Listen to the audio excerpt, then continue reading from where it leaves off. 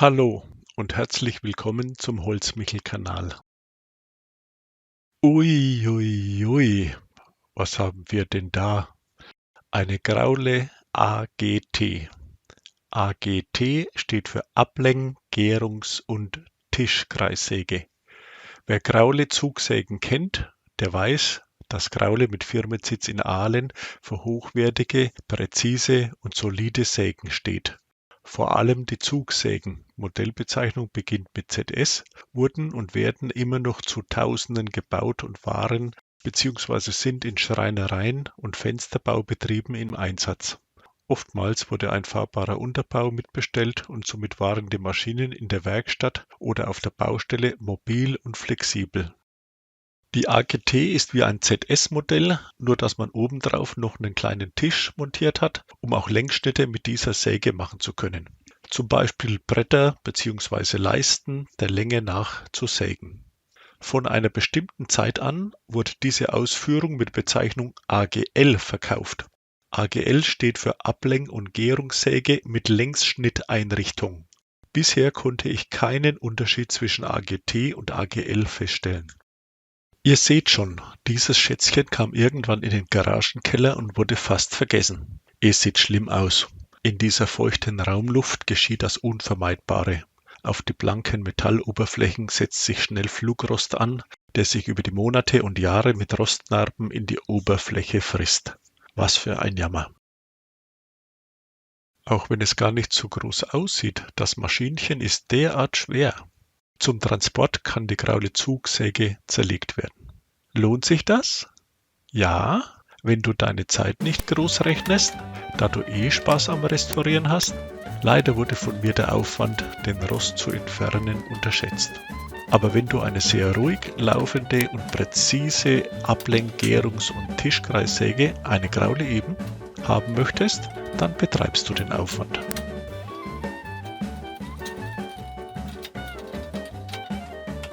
Restaurieren heißt immer in die Einzelteile zerlegen, die Teile gängig machen, reparieren oder ersetzen, wieder zusammenbauen und einstellen. Mein Rat: Lege Kleinteile in einen Sortierkasten, die größeren Teile kommen in eine Kiste. Mache Fotos oder Filme mit, damit du weißt, wo die Teile ursprünglich platziert waren.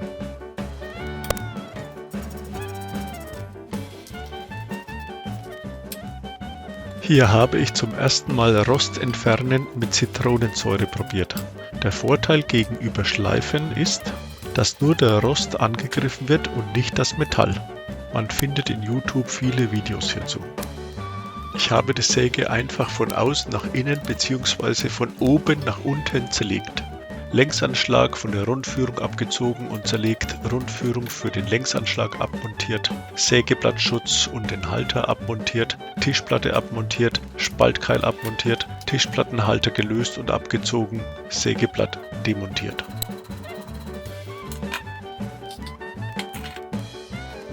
Nach dem Abmontieren der Führungsbegrenzung konnte ich den Sägekörper von den Rundführungen ziehen.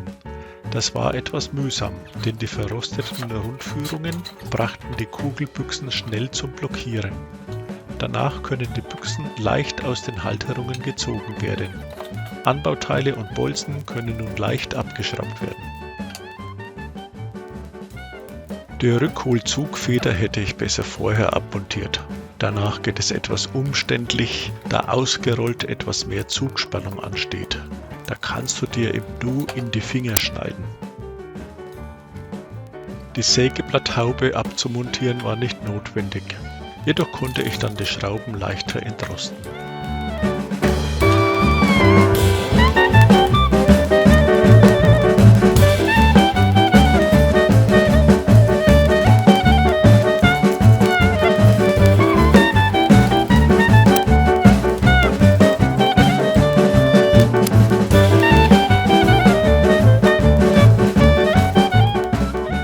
Der Metallwinkel, der die Rückholfeder hält, musste ab, denn hier war auch Rost an verdeckten Stellen. Der Führungsarm lässt sich nach Lösen der Handhebelschrauben abheben. Die Rundführungen sind von hinten verschraubt und müssen zum Entrosten abgeschraubt werden.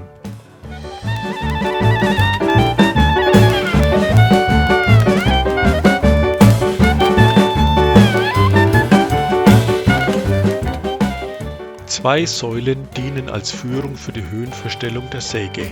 Die Schrauben für den Bügel entfernen und den Körper mit Kraft nach oben abziehen. Den Flugrost bzw. Rost auf den Säulen habe ich eingeölt und das meiste davon mit feiner Stahlwolle gelöst und mit einem Baumwolllappen abgewischt.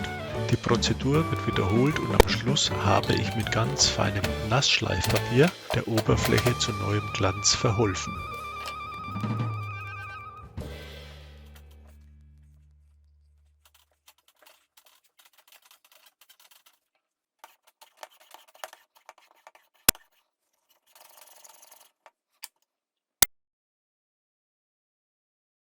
Die Tischplatte ist mit einigen Schrauben befestigt und schnell abmontiert. Sie hat schon tiefe Schnitte erfahren und wird ersetzt. Die Führungen zum Einstellen von Gärungs- und Neigungswinkel haben zwar jeweils eine große Tragfläche, aber trotzdem könnte sich nach so vielen Jahren Abrieb und Rost abgesetzt haben. Außerdem ist es eine gute Gelegenheit, die Flächen mit frischem Schmiermittel zu versehen. Die Feststellklemmung ist ebenfalls sehr rostig und wird abmontiert, entrostet und gängig gemacht. In umgekehrter Reihenfolge werden die Teile nach dem Entrosten, Reinigen und Schmieren wieder montiert.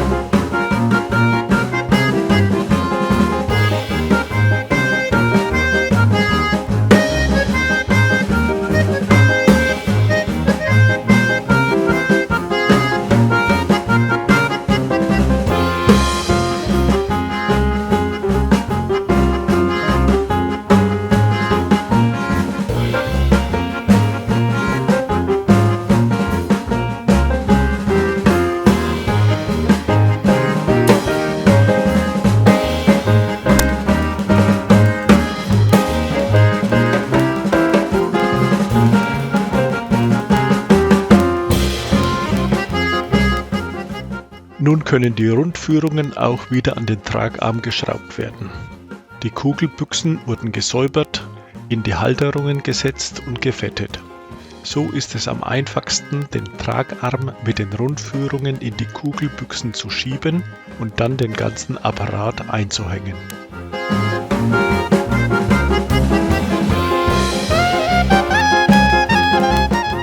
Wenn man schon mal an den Elektromotor rankommt, so nutzt man die Gelegenheit, das Lüfterrad zu entstauben. Die Motorabdeckung wird wieder angebracht und nun kann auch das Blech mit dem Schalter montiert werden. Schmutz in den Gewinden wird mit einem entsprechenden Gewindebohrer entfernt. Die Bolzen werden dran geschraubt und der untere Sägeblattschutz wird montiert.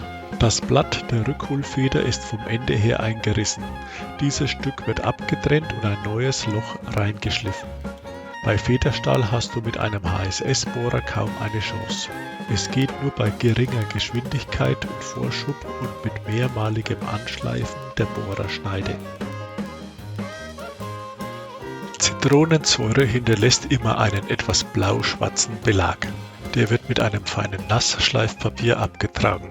Die Führung für den Längsanschlag ist nach dem Entrosten wieder schön geworden und gefettet gleitet er über die Rundführung. Das Federpaket wurde gesäubert, entrostet und gefettet.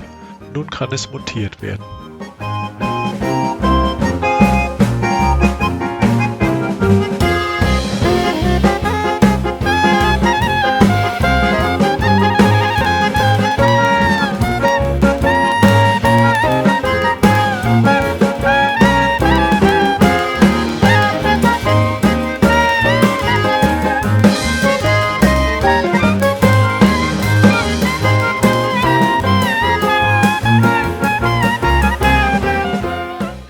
Feststellschraube erstrahlt nach dem Entrosten neuen Glanz und der kleine Spaltkeil kann nun auch angeschraubt und muss in Flucht zum Sägeblatt ausgerichtet werden.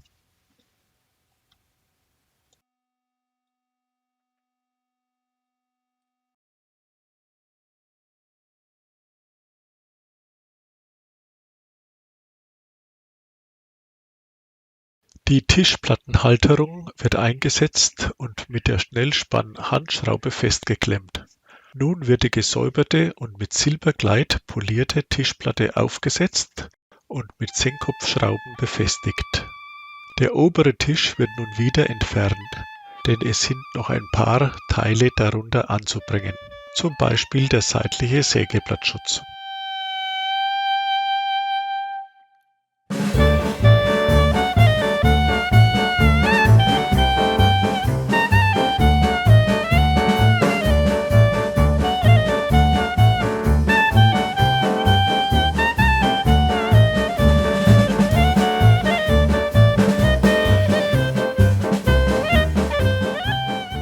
Nach Anbringen der Neigungswinkelscheibe, der Anschlagschrauben und der Klemmhebel müssen die Winkelanschläge mit Geduld neu justiert werden.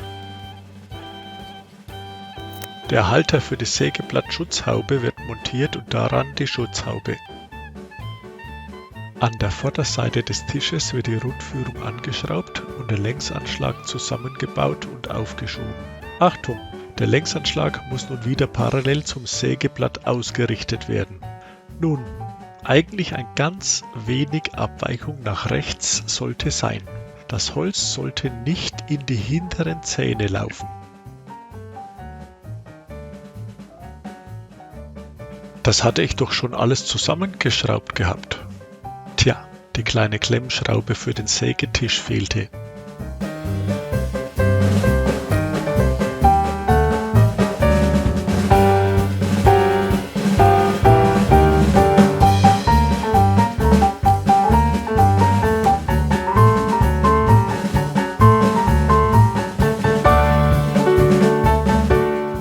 Der Spänefangsack wird an das Auslassrohr gebunden. Das Ende ist in Sicht. Die alte Holzplatte dient als Schablone, um die neuen Plattenlöcher zu bohren.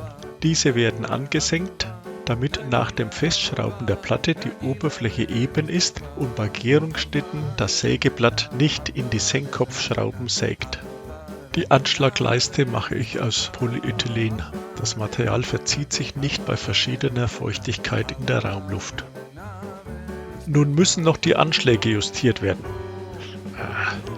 Natürlich musste dies passieren. Die eine Anschlagschraube war wahrscheinlich schon mal überdehnt und ist nun abgerissen. Anschlagschrauben haben eine höhere Festigkeit, denn beim Anschlagen sollen sich diese nicht plastisch verformen. Als Ersatz muss nun eine andere Schraube herhalten. Diese muss aber erst mal etwas angepasst werden. Die Einstellung der Winkelanschläge sind durch Holzschnitte zu kontrollieren. In der Grundeinstellung müssen Gärungs- und Neigungswinkel 90 Grad sein. Hier wird der 45 Grad Neigungswinkelanschlag getestet.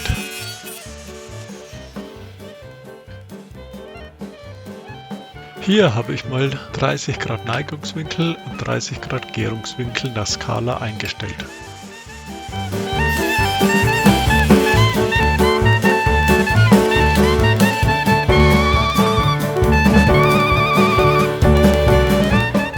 Mit einem Inbusschlüssel wird über ein Loch in der Sägetischplatte die Höhenverstellspindel bis zur gewünschten Höhe gedreht. Vorher sind die Klemmschrauben zu öffnen und danach wieder anzuziehen. So kann man in Zugrichtung Quernuten, Zapfen oder Abplattungen sägen.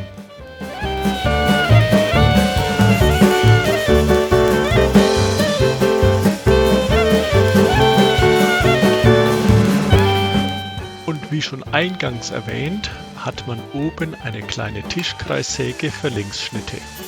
Ja, vielen Dank für euer Interesse an dem Video bzw. an der Graule AGT. Viel Spaß und sicheres Arbeiten mit euren Sägen.